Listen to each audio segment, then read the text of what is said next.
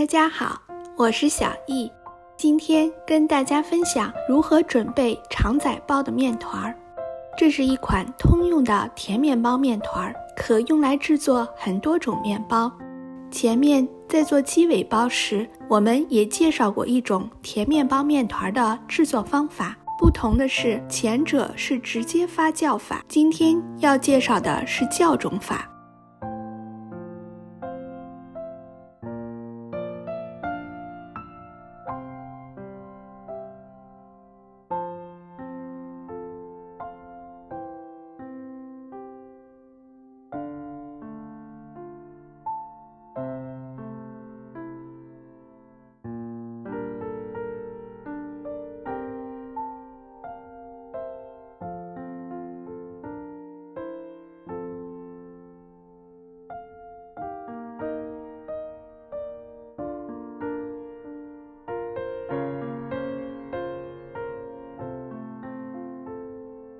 把糖和酵母依次加入牛奶中，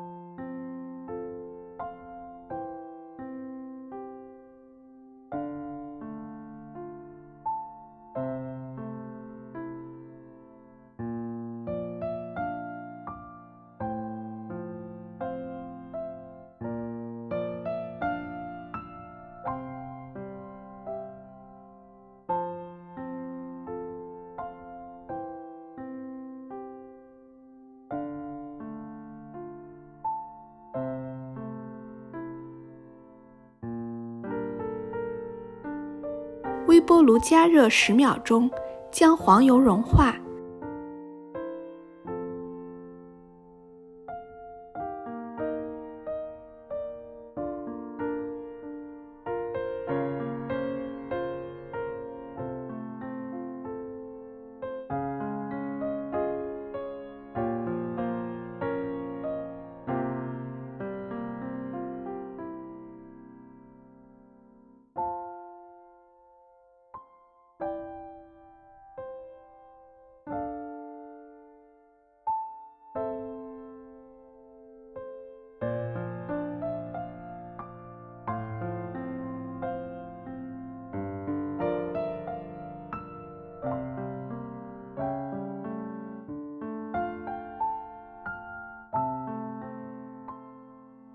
发酵面种将会起到酵母的作用。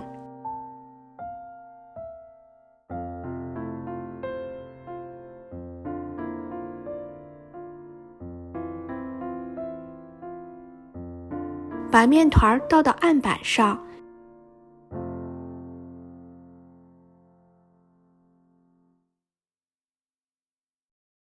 揉面大约5分钟，直至面团表面光滑。